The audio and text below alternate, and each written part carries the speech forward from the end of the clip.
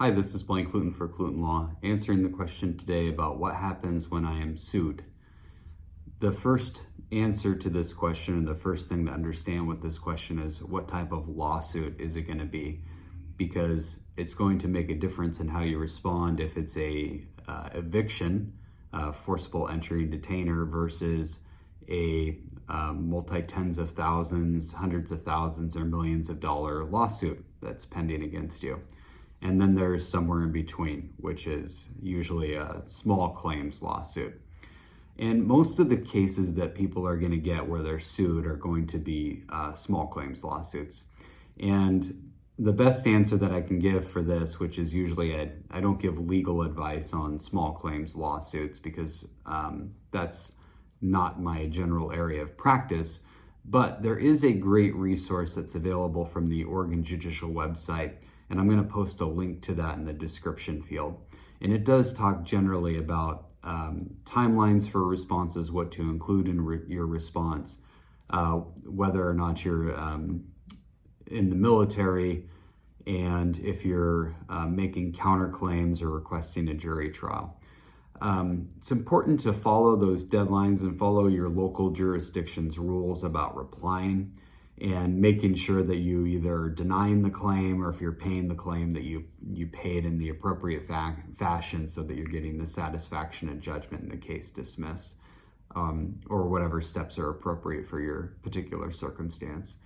So if it's an eviction, you may have counterclaims or habitability claims, so I'm going to recommend that you talk to an attorney if it's that type of a case. And if it's a larger case where it's not just a small claims lawsuit, but it's over the threshold, or it's a declaratory judgment that the person is seeking, at that point I'm going to recommend that you talk to an attorney. And while I recommend that folks talk to an attorney in every case where they're responding to potential claims, in those types of cases it's especially important because the things at issue can be a lot greater. You can be risking specific property rights, you can be risking potential liability in significant excess. And so those are some important reasons that you need to be talking to an attorney in those cases. So again, in general, it's going to depend on the type of case. And then you also have the family law cases, which are going to be that's going to be a different response that you're going to give if you're responding in those types of situations.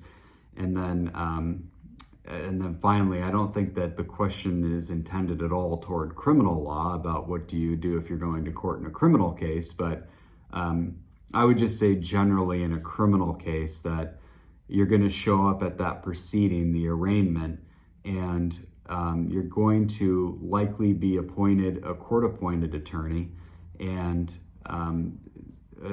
then at that point you're going to sign up and make sure that you qualify for a court-appointed attorney.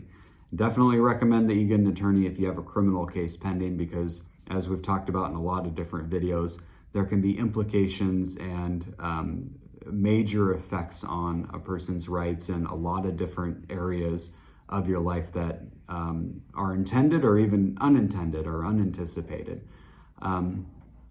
So if you have further questions, please do talk to an attorney. This is Blaine Cluten for Cluten Law. Thank you.